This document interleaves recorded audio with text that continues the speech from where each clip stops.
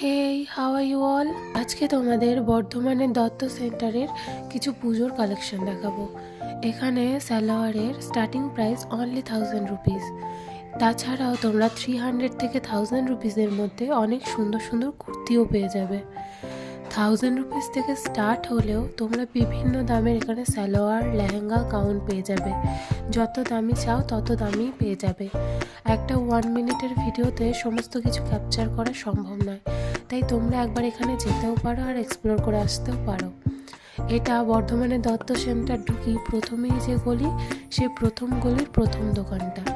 নাম মেম সাহেব। ওনাদের ব্যবহার খুবই ভালো, আর ওনারা বলেছেন আমার ভিডিও দেখে গেছো যদি বলো তাহলে 5 to 10% ডিসকাউন্টও করে দেবে।